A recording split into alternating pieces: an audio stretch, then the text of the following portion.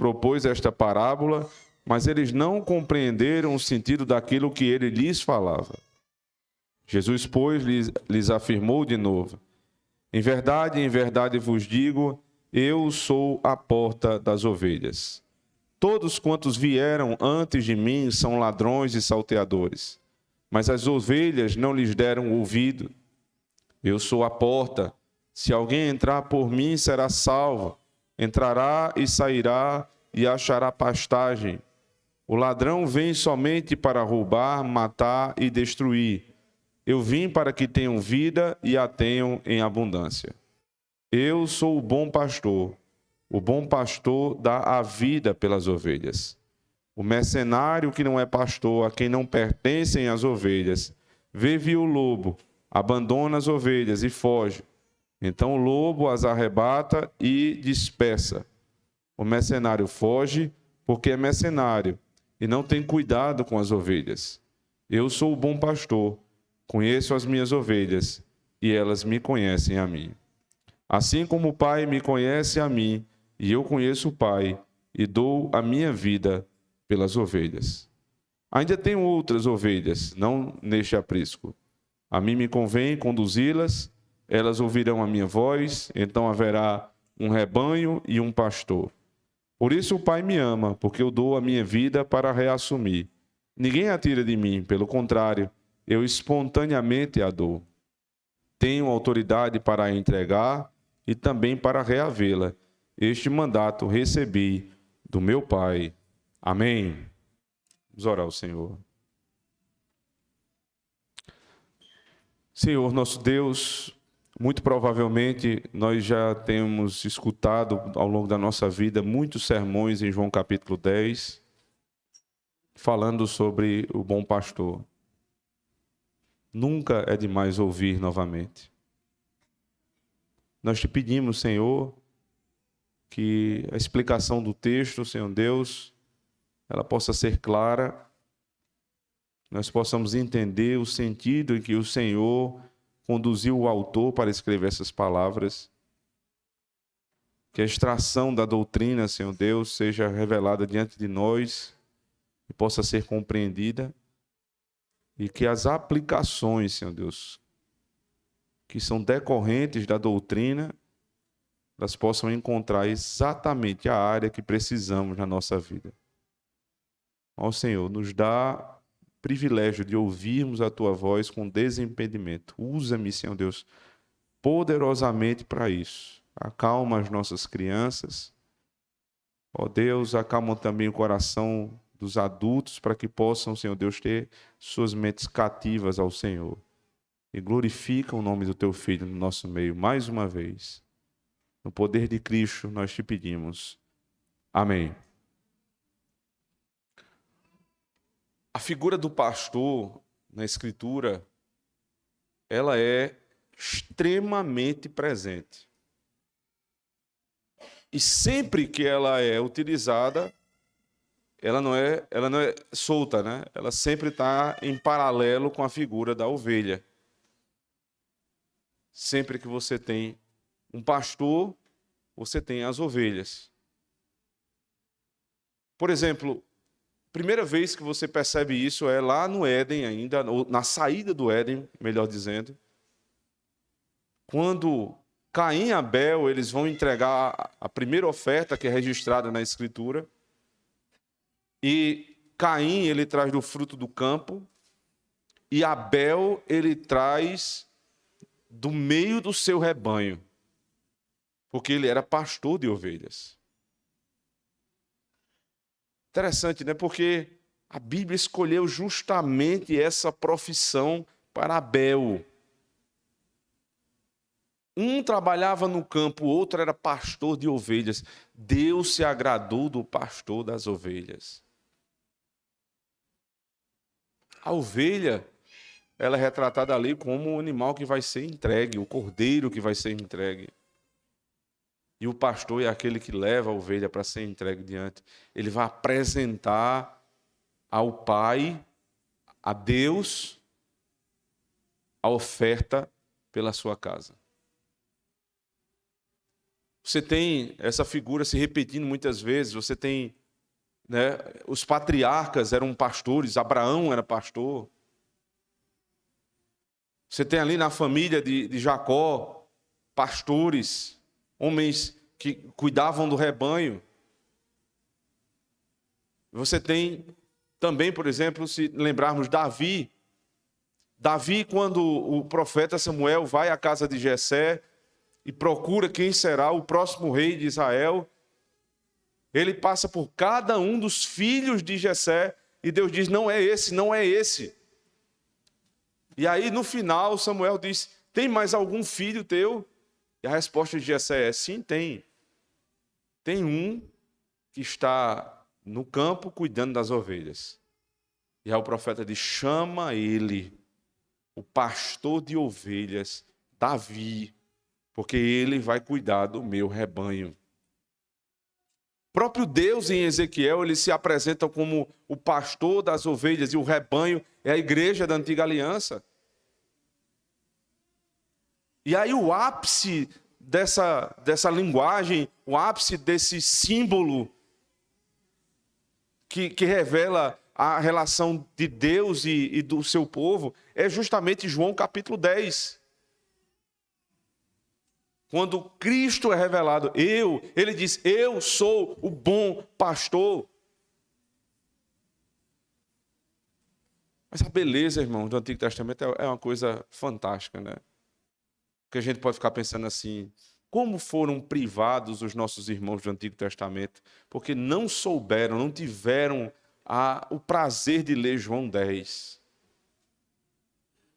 Verdade, eles não leram João 10, que é dividido basicamente em 3 partes, né?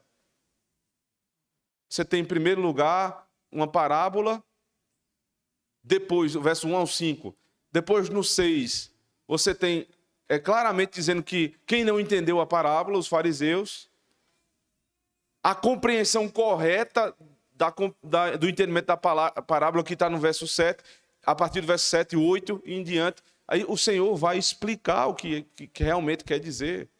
Então a parábola em si, a falsa compreensão e a verdadeira compreensão, mas não somente isso. Existe uma outra possível divisão, que diz respeito a uma divisão que emana dos Salmos. Você tem a primeira parte do texto, o Senhor, ele se entrega. Aqui você tem claramente a entrega do Senhor. Ele se entregando. Ele dá a sua vida. Uma das partes de João 10, Cristo diz, eu sou o bom pastor dá a vida pelas suas ovelhas. Uma segunda parte, ele guia as ovelhas, ele diz, eu falo e elas me ouvem, e eu ando adiante delas. Ele guia as ovelhas. E em terceiro lugar, ele vai fazer as ovelhas entrarem nos céus. Ele diz, eu tenho até outras ovelhas, eu vou buscá-las num aprisco, e vou trazê-las, e vou fazer um só rebanho, e vou carregar esse rebanho comigo. Entrega, guia, né, e proteção, e esse caminho final, esse resultado final, esse destino final que o pastor vai chegar. Os irmãos da Antiga Aliança, eles tinham essa divisão tripartite. Volta comigo lá para o livro dos Salmos, Salmo 22.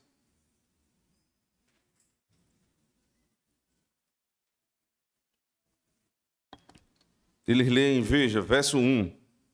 Deus meu, por que me desamparaste?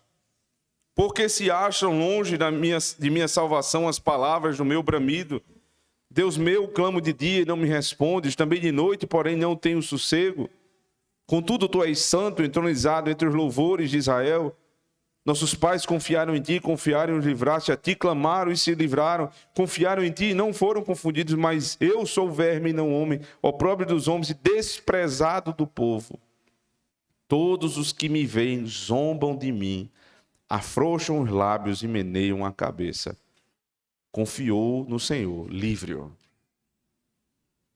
Deus meu, por que me desamparaste? Sabe quem disse isso aqui? O nosso Senhor Jesus Cristo, quando ele estava sendo entregue na cruz do Calvário.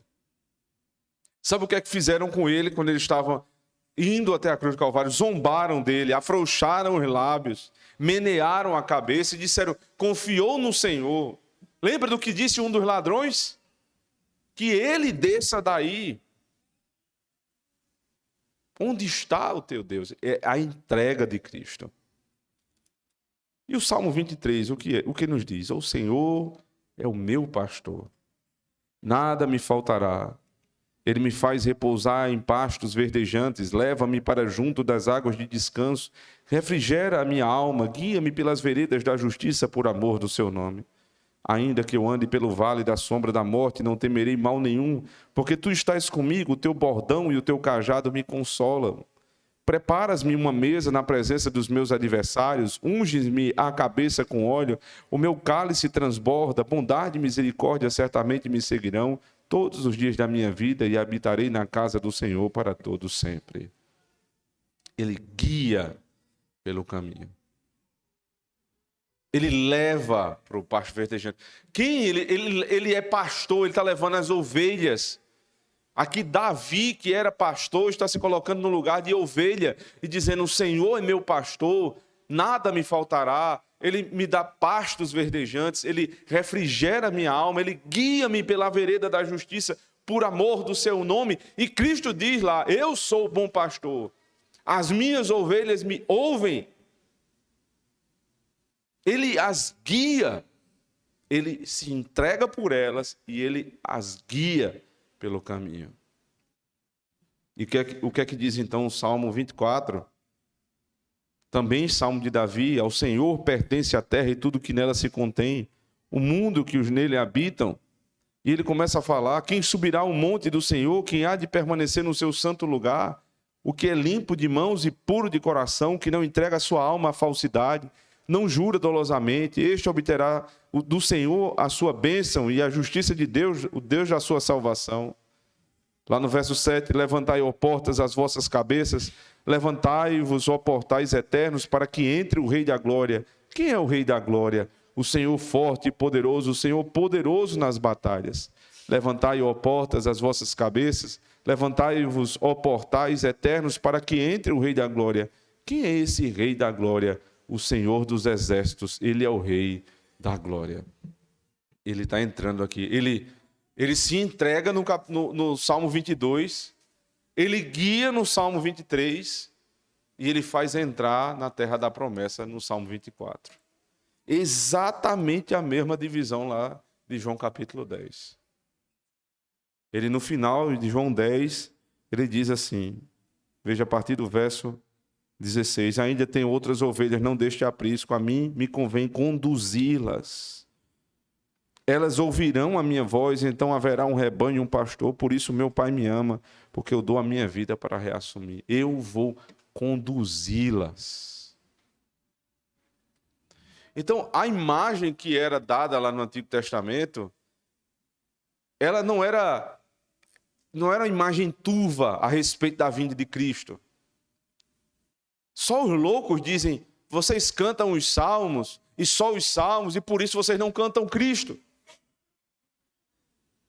Não sabem o que estão dizendo. Não conseguem investigar a edição do saltério.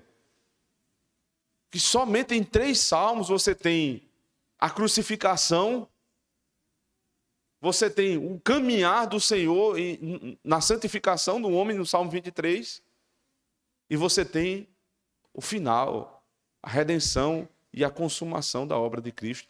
3 salmos que resumem a obra de Cristo, e o sujeito chega e diz: vocês não cantam Cristo. Cristo, o bom pastor, é sempre cantado quando cantamos os salmos. Os salmos falam de Cristo, o bom pastor. Ele é o bom pastor que dá a vida pelas suas ovelhas. Mas ainda, se você abrir comigo no Salmo Além do Salmo 23, Salmo 79, observe para você ver como é forte essa imagem. Salmo 79.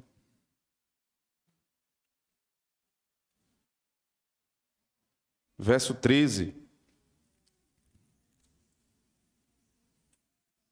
Quanto a nós, teu povo e ovelhas do teu pasto, para sempre te daremos graças, de geração em geração proclamaremos os teus louvores. Salmo 80, verso 1. Dá ouvidos, ó pastor de Israel, tu que conduzes a José como um rebanho, tu que estás entronizado acima dos querubins, mostra o teu esplendor. Salmo 95, verso 7.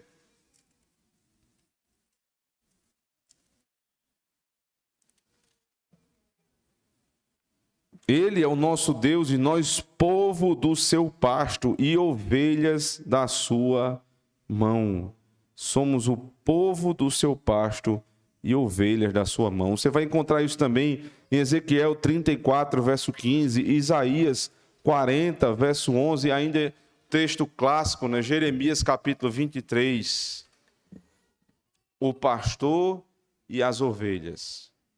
Então, quando nós chegamos aqui em João 10, nós não podemos desprezar o que temos antes de João 10 a respeito da figura do pastor e das ovelhas. Não é algo que surge aqui do nada. É algo que Deus já vem trabalhando ao longo de todo o Antigo Testamento.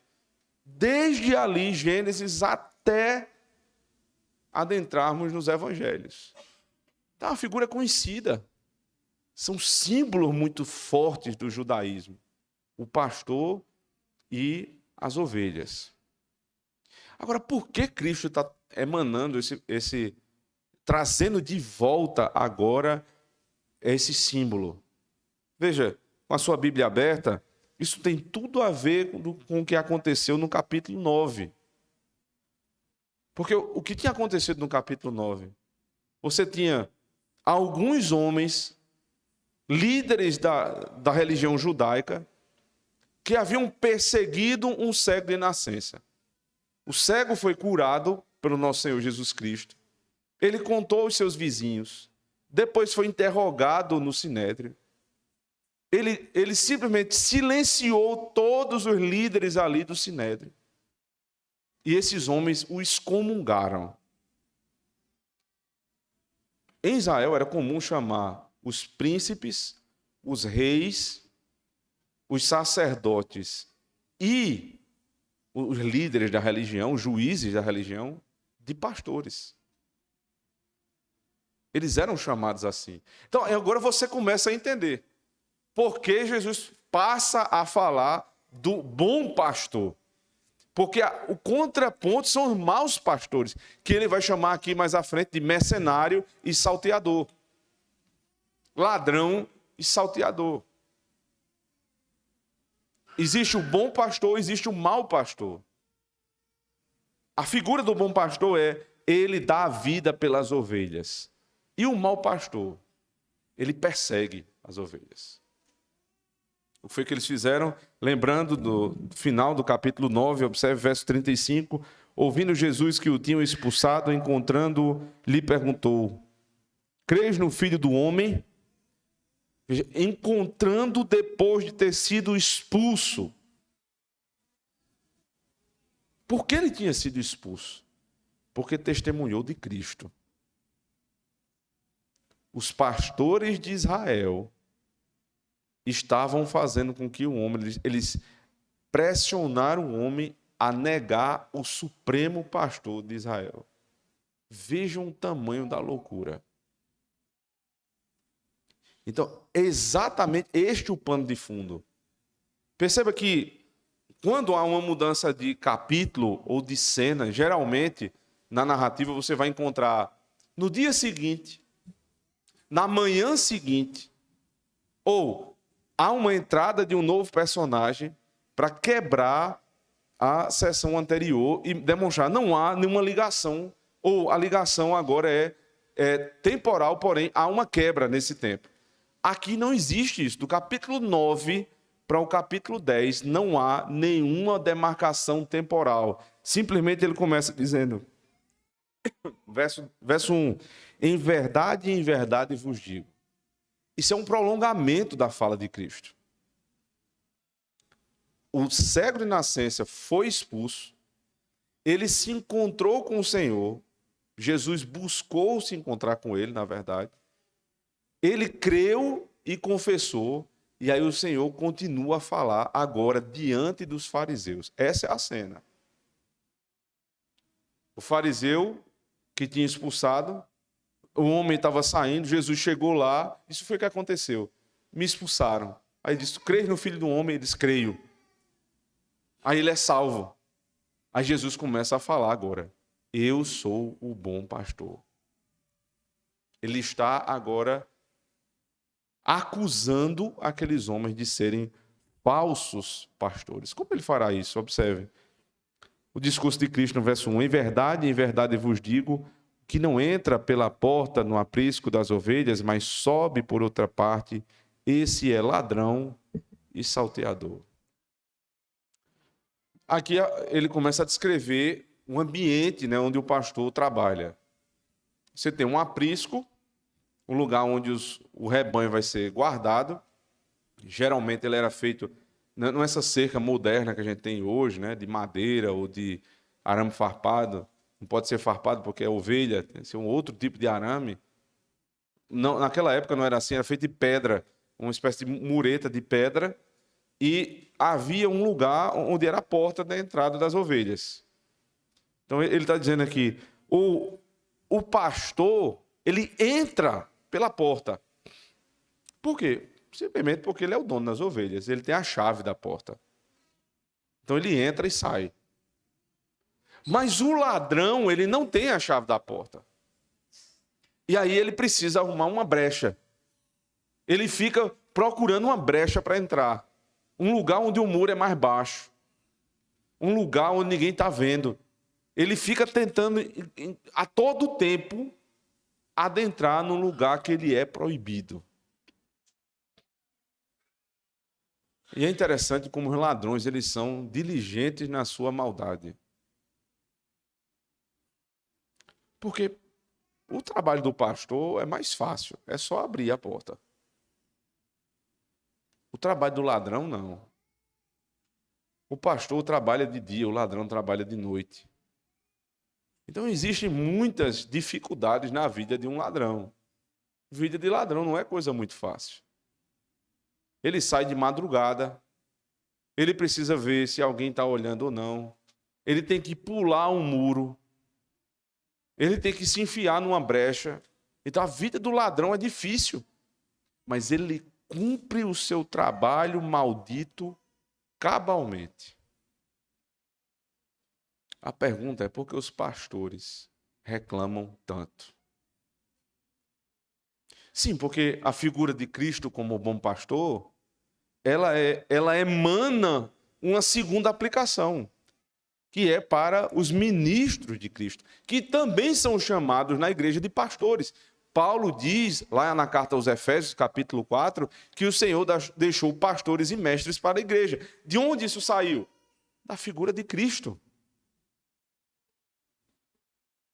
Então, quando os pastores que têm as chaves do reino dos céus, ou seja, têm toda a facilidade, toda a estrutura, toda a autoridade ao seu lado, e mesmo assim eles vivem reclamando e não fazem o seu trabalho, é por pura preguiça. Os ladrões são diligentes na sua maldade e muitos pastores são negligentes no seu santo trabalho. Não é à toa, irmãos, que muitas vezes os pastores são conhecidos como são homens ociosos. Ou são extremamente ocupados, mas ocupados com coisas que não deveriam se ocupar. O cara se ocupa com 10 eventos na igreja, né? Ele tem que dar conta de tudo aquilo ali. Ele tem departamento disso, departamento daquilo, departamento. Todo mundo quer ter uma reunião com o pastor, ter uma liderança para falar com o pastor, um em seguida da outra. pastor fica ali pressionado. Então, ele é um homem muito ocupado, mas é quando você vai ver o que ele dedica ao ministério, de fato, é muito pouco. E aí, quando chega no domingo, a pregação, aí ele começa já pedindo perdão. Ó, irmãos, vocês me perdoem aí, a semana foi complicada. O povo não tem nada a ver, meu amigo. Vocês não têm nada a ver com a minha semana.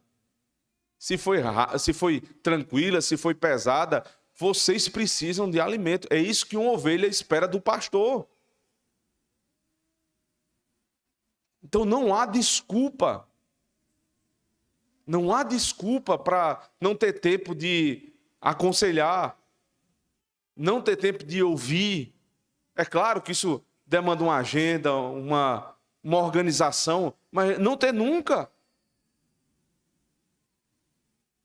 Quantas vezes a gente ouve irmãos de igreja dizer, já tentei várias vezes falar com o pastor, não consigo. Como é que não consegue? Como é que é isso? Como é que explica isso? Não consegue. Os ladrões têm tempo para fazer o mal. E se dedicam com esmero a fazer o mal. E os bons pastores? E muitos realmente são ociosos. Fazem quase nada da vida. E vive reclamando que trabalha muito e ganha pouco. Como assim? Como assim? Quando você pega a agenda do sujeito, ele não tem quase nada para fazer. Ou ele está metido em um trilhão de coisas que não tem nada a ver com o ministério dele, ou ele realmente não faz quase nada. E quem sofre, irmãos? Quem sofre é a igreja. Uma das atividades, uma das responsabilidades de um pai de família é prover sua casa de alimento. E aí a gente pensa que essa provisão é somente alimento físico. E não é. Quando a gente insiste por muitos anos num lugar onde não há alimento espiritual, onde não há aconselhamento, onde não há pastoreio, quem sofre é a tua família. E quem vai ser cobrado, é claro que o pastor também será. Mas quem vai sofrer os efeitos imediatos são vocês, irmãos.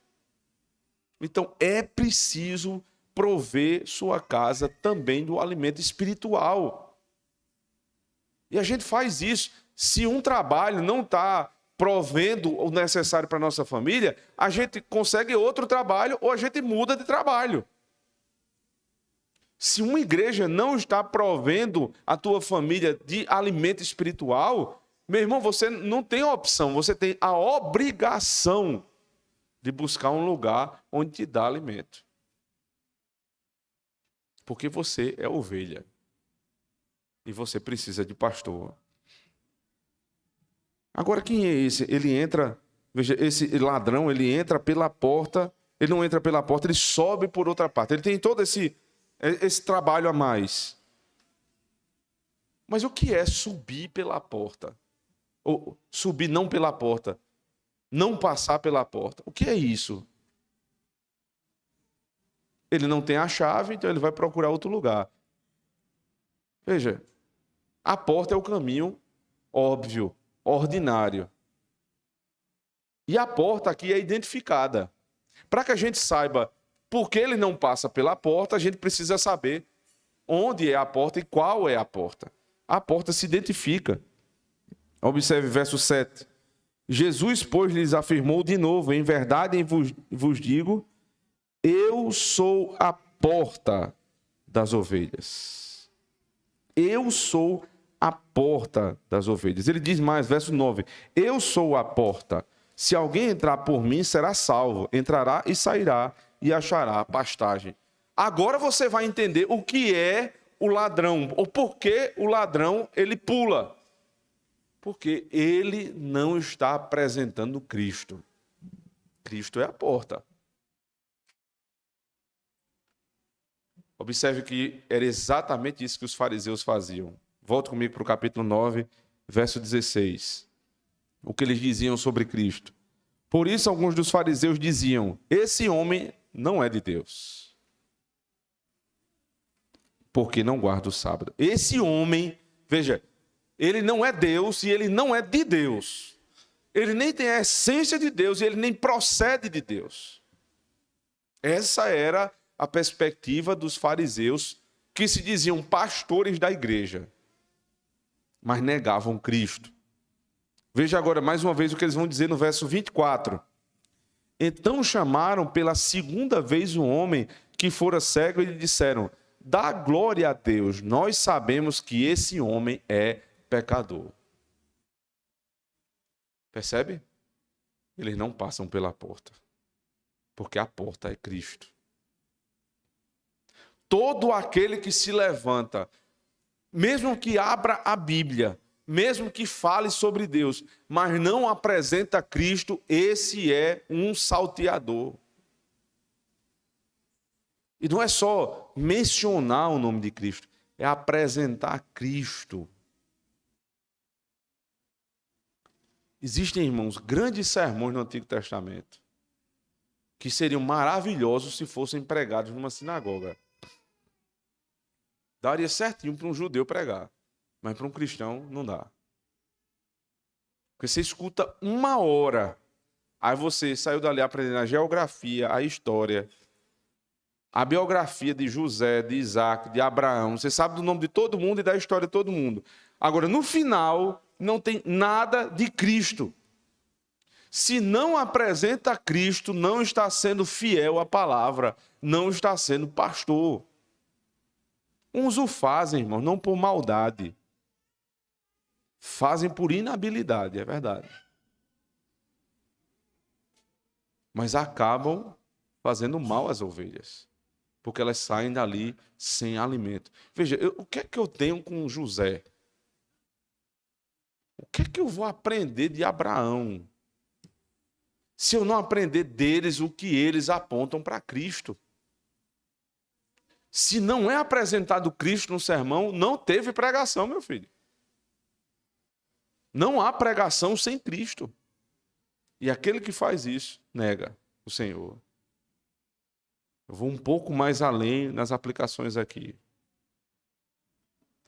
O que não entra pela porta, ou seja, que não passa por Cristo, não é pastor. O que isso diz a respeito do ensino da igreja? O que não foi enviado por Cristo, por meio dos concílios da sua igreja, e intenta pregar ou ensinar a igreja do Senhor, é um ladrão e um salteador. Não tenho dúvida disso. As intenções são outra coisa, aí é outra história. Porque pelo menos, pelo que nós estamos dizendo aqui, é o seguinte: se tem um jovem na igreja que tem uma boa teologia e o pastor chama para pregar, nesses termos aqui, se ele prega, é ladrão e salteador. Por quê? Porque está usurpando o lugar do presbítero da igreja. Ele não tem ordenação, ele não foi enviado por Cristo. Meus irmãos, ou nós nos submetemos ao devido processo que o Senhor estabeleceu para que alguém ensine na igreja, ou então nós estamos abandonando a lei de Deus. Não pode ser qualquer um. Por mais bem intencionado que o jovem seja, por melhor pregador que ele seja, que inclusive muitos pregam melhor do que os pastores, viu? Mas não podem fazer isso. Porque não foram enviados, não passaram pela porta que é Cristo. Existe uma forma que Cristo deixou. É só ler 1ª e 2ª carta a Timóteo.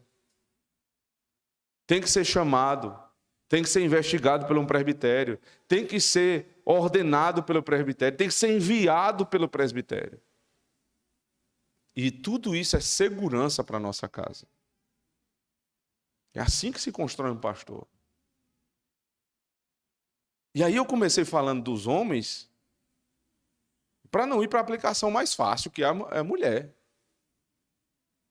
Eu recebi essa semana algumas pautas que estão sendo, algumas consultas que estão subindo para o Supremo Concílio, que vai acontecer em julho desse ano na cidade de Cuiabá. Nós vamos estar lá, o presbítero Luciano e eu, representando o presbitério dessa vez. Consulta sobre ordenação de diaconisa. Ordenação de diaconisa. Alguém, um presbitério lá, se não me engano, o presbitério de Campinas, subiu uma pergunta se é possível. Ora, que pergunta é essa? É só ler os documentos de fé da igreja. É impossível você defender isso. Mas se consulta para quê? Para ir martelando, devagarzinho, até um dia cair. É a situação da nossa denominação. A última grande denominação protestante, historicamente reformada, que permanece de pé. Todas as outras já caíram. Nós estamos passando por isso. Uma outra consulta, pregação feminina. Irmãos, se não foi enviado por Cristo, não pode ser pastor. E é um ensino da igreja, depende do ofício. Como é que se dá o ensino sem dar o ofício? Que loucura é essa? É a situação que nós estamos passando dentro da IPB hoje.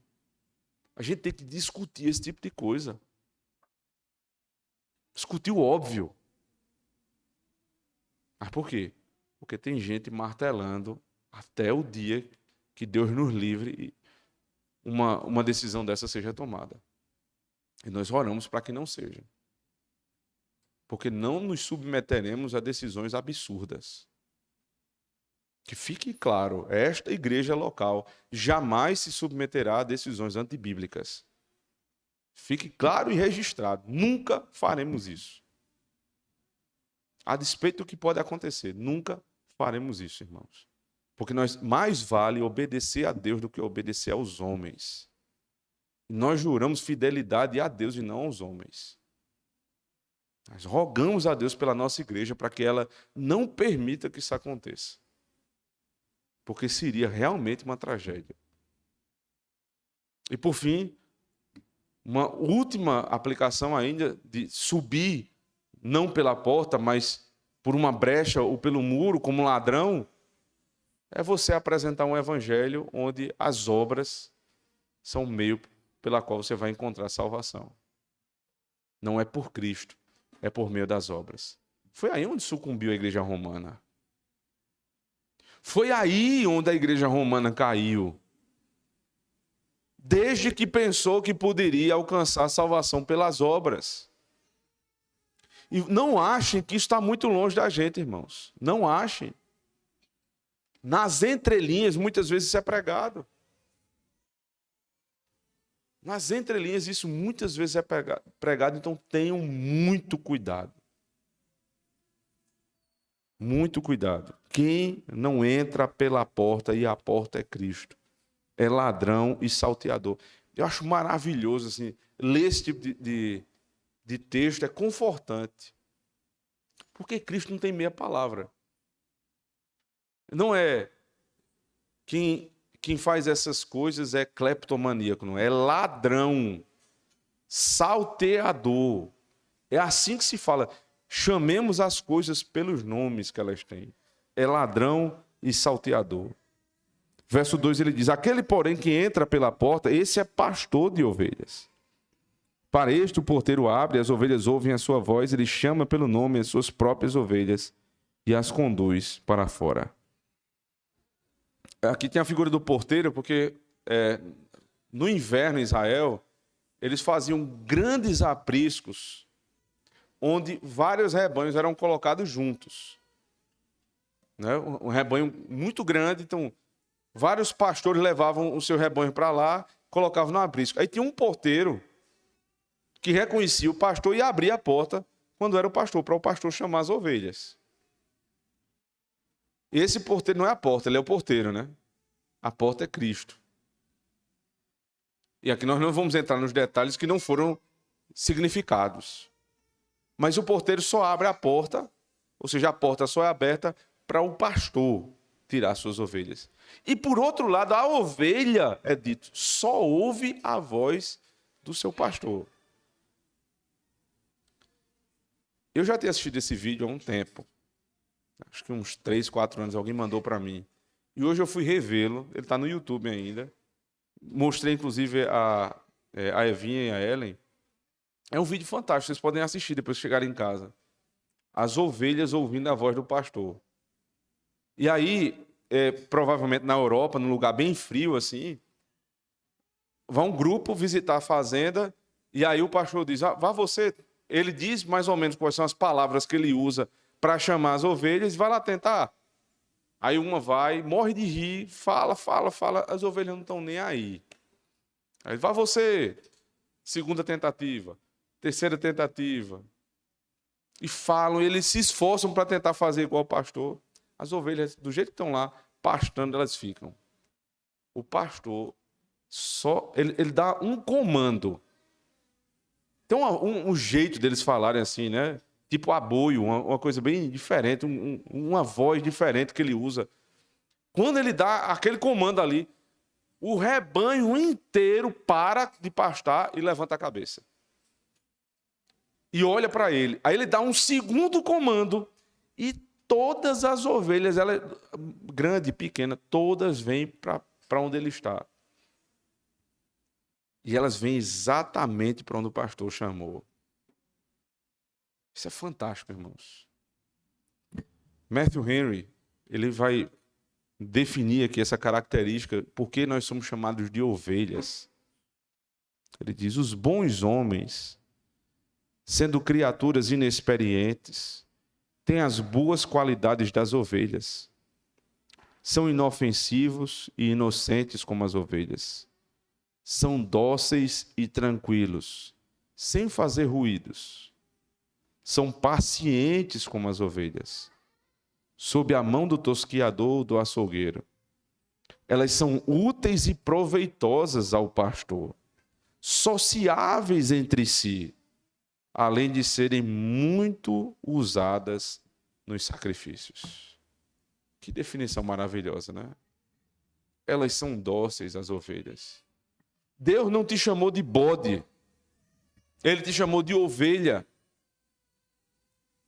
Porque a relação da ovelha com o pastor é uma relação, antes de qualquer coisa, de admiração. É por isso que não casa nunca a relação de ovelha e pastor numa igreja, quando você não tem admiração pelo seu pastor. Quando você olha e vê alguém que você não pode imitar. Porque aí vem uma grande responsabilidade do pastor. Para que aquelas ovelhas o ouvissem. Aquilo não é do dia para a noite, aquilo é uma vida inteira. Porque é muito fácil para o pastor, quando está pregando, ficar dizendo essas coisas, sabe? Vocês são ovelhas, eu sou pastor, vocês têm que me ouvir. É o que a palavra diz. Mas não é assim. Não é imposto. É a construção de uma relação de vida. E para essa relação ser construída, irmãos, aí tem que ter compromisso das duas partes. Eu já disse isso aqui inúmeras vezes. Eu sempre me comprometi. Nós estamos fazendo 10 anos de igreja agora. 10 anos. Nós começamos em 2012. Eu jamais fiz qualquer plano que não envolva esta igreja local. Mesmo tendo recebido convites. Nunca considerei essa possibilidade. Por um motivo só. Porque eu entendo que pastoreio é para a vida inteira. É até morrer aqui. E por outro lado, se espera para que esse pastoreio seja efetivo, que ao meu lado tenham presbíteros que também se dediquem a vida inteira por essa igreja local. E é o que eu peço aos irmãos. Não fiquem pensando toda hora, ficar mudando presbítero, não. Isso é terrível para a igreja.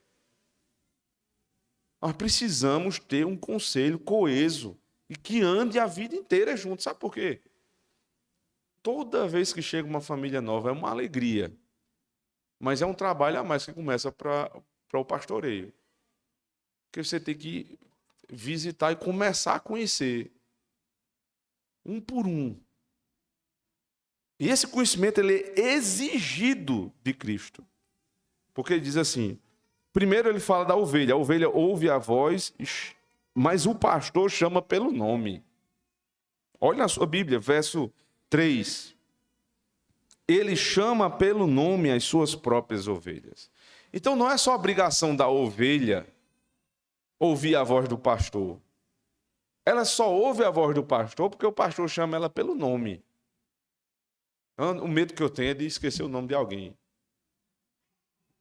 Vai ficando cada vez mais provável, né? Toda vez que a igreja vai crescendo, vai ficando mais provável. Mas é o medo que eu tenho. Não quero que nunca isso aconteça.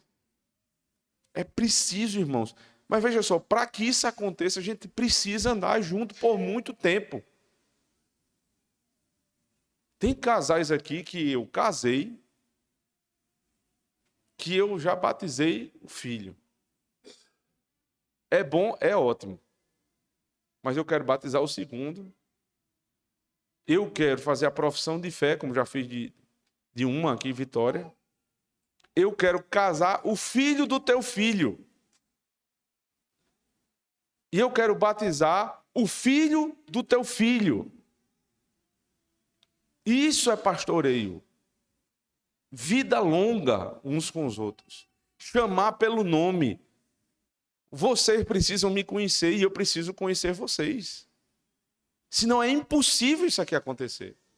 Aí se toda hora o primeiro emprego, a primeira oportunidade, eu vou me embora, você que é prejudicado, sou eu não.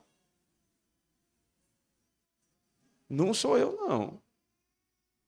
É preciso, irmãos, tentar internalizar isso aqui, não como uma figurinha bonitinha da Bíblia, não. Isso aqui precisa ter vivência, isso aqui precisa virar a nossa vida. O pastor conhece as ovelhas pelo nome, e conhecer pelo nome é ter intimidade. E as ovelhas precisam ouvir a voz do pastor e atender. Não é pelo mero ofício, sabe? É claro que envolve o ofício. Porque senão você, ao longo do tempo, iria ganhar autoridade. Não é isso. O pastor tem autoridade à medida que ele é pastor. Ponto final. Mas essa relação de confiança, irmãos, existem problemas que muitos de vocês trazem para mim ali e para os presbíteros no gabinete, pedidos de ajuda, que eu olho assim e digo, meu Deus, essa pessoa realmente confia no conselho. Porque está abrindo uma história muito íntima dela. E se você abre uma história muito íntima, é porque você confia. Esse é o primeiro passo. O segundo passo é dar ouvidos à voz dos pastores. Porque também não faz sentido você ir ao gabinete, contar a sua história e depois dizer, não, mas eu vou fazer do jeito que eu quero. Então, para que procurou? O bom pastor conhece a ovelha pelo nome. Por outro lado, a ovelha ouve a voz do pastor. Elas são dóceis, elas são ensináveis, elas são sociáveis entre si. As ovelhas devem ser sociáveis entre si. Vocês precisam investir tempo nisso, irmãos. Em viver juntos, em andar juntos. Rebanho, nós vivemos num rebanho. Esse é o rebanho que Deus me deu. Mas esse rebanho precisa socializar entre vocês. Se esforce. Se esforce mesmo. Claro que você vai ter algum tipo de afinidade maior com uma pessoa ou outra, mas se esforce para ter um conhecimento mínimo de todos. Para que seja um rebanho coeso. No verso 4, ele diz, depois de fazer sair todas as que lhe pertencem, vai adiante delas e elas o seguem, porque lhe reconhecem a voz. Lembra que eu falei que aqui é um aprisco coletivo que tem vários rebanhos? Então, quando o pastor abriu a porta, entrou e chamou as ovelhas pelo nome, só vieram as que pertencem a ele, as outras ficaram lá. Ou seja, é tudo pastor e é tudo ovelha. E quando estão todos juntos, se chama rebanho. Mas, ao mesmo tempo, existe a ovelha de cada pastor. Matthew Henry diz: o mundo é o grande aprisco de Deus. E ninguém entra no aprisco de Deus se não for por Cristo, por isso a porta. Mas esse grande aprisco, que é uno, a igreja é católica, ela está em todos os lugares, mas ao mesmo tempo ela é local. Ela tem pastores locais que chamam as suas ovelhas pelo seu próprio nome. E só vai a que lhe pertence. É por isso que quando você vai de uma igreja para outra, você tem transferência, jurisdição transferida, para que se possa chamar ovelha deste rebanho. Agora, quando você está num rebanho e você tem um pastor, você declarou formalmente que aqueles são os teus pastores. Aquele conselho são os teus pastores. Então, observe isso com muita atenção, o que eu vou dizer agora. Então, você não tem que estar ouvindo 10 pastores, não. Você tem o pastor da sua igreja com os seus presbíteros e pronto. Eu me lembro uma vez que uma senhora nos visitou, na época que o pastor Rodrigo Broto ainda era pastor da primeira igreja lá de Teresina. E ela ficou conversando comigo ali na porta da igreja. Ela foi passar aqui um tempo da Consciência Cristã. Ela ficou conversando, ela disse: eu gostava muito de ouvir muitos pastores no YouTube. Todo dia eu ouvi um diferente. Eu disse: foi, e aí? Você continua fazendo isso? Ela fez: não, o pastor conversou comigo.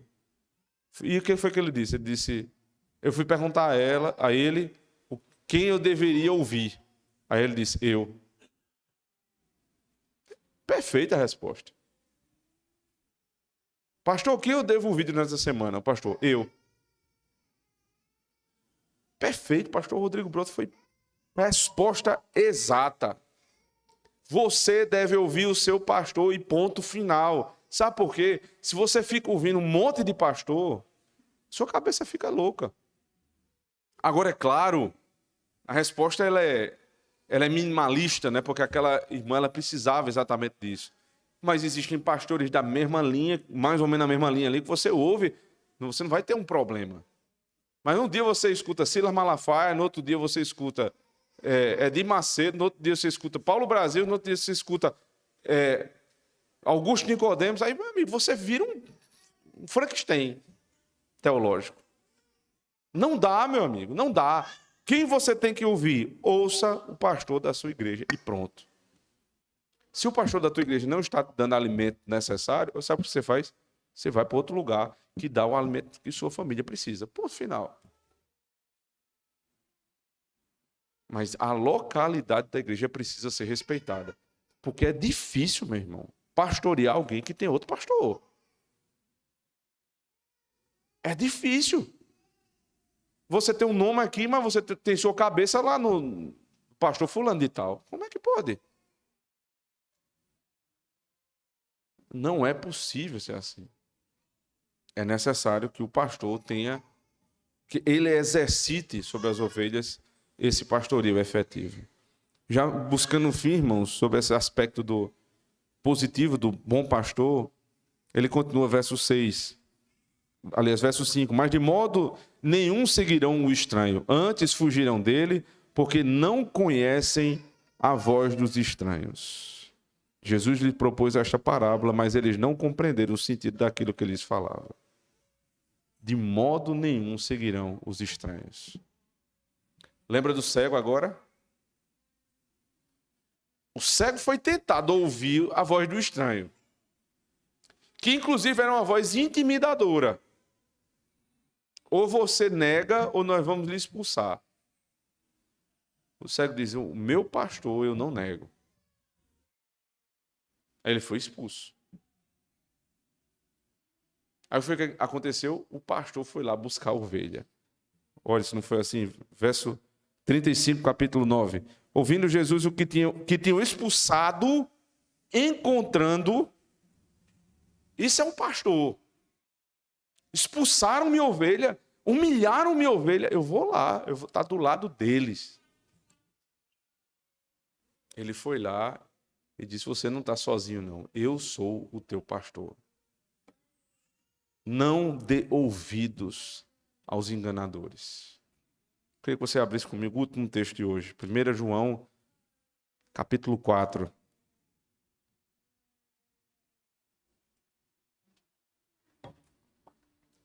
Verso 1. Veja como João, ele usa palavras semelhantes. Amados, não deis crédito a qualquer espírito. Antes provai os espíritos se procedem de Deus. Porque muitos falsos profetas têm saído pelo mundo afora. Nisto reconheceis o Espírito de Deus. Todo espírito que confessa que Jesus Cristo veio em carne é de Deus, ou seja, o que passa pela porta. E todo espírito que não confessa a Jesus não procede de Deus, pelo contrário, este é o espírito do anticristo, a respeito do qual tendes ouvido que vem e presentemente já está no mundo. Filhinhos, vós sois de Deus e tendes vencido os falsos profetas, porque maior é aquele que está em vós do que aquele que está no mundo. Queria lhe encerrar dizendo o seguinte: tenha cuidado com quem você tem emprestado seus ouvidos. Não basta, meu amigo, estar numa igreja reformada, não. Porque é um dia por semana. A quem você empresta os seus ouvidos durante a semana inteira? Com quem você convive? Quem você ouve? Quem são os teus conselheiros? Se você dá ouvidos a uma voz que não é a voz de Cristo, você não é ovelha. Mas se você ouviu a voz do seu pastor essa noite, primeiro, lembre-se do compromisso que nós temos aqui. Pastoreio longo. Membresia longa. Longa, que eu quero dizer, é até morrer. Longo para mim é isso. Até morrer. Por quê, irmãos? Porque só assim nós vamos ter uma vida cristã realmente consistente. Só assim eu vou poder falar e vocês me ouvirem. Eu vou saber o nome de vocês. O que está envolvido no saber o nome é ter intimidade com vocês. E todo pastoreio, o bom pastoreio, depende disso. Intimidade. E trabalho diligente. Meu pedido é que o Senhor nos abençoe, irmãos, se nós possamos viver neste pequeno aprisco aqui, com ovelhas que são sociáveis entre si, úteis para o reino de Deus, dóceis ao pastoreio, e que nós tenhamos pastores firmes e fiéis até o fim. Que o Senhor nos abençoe, irmãos. Amém. Vamos orar ao Senhor. Ó Deus santo e bendito, Tu te revelas de muitas formas, Senhor.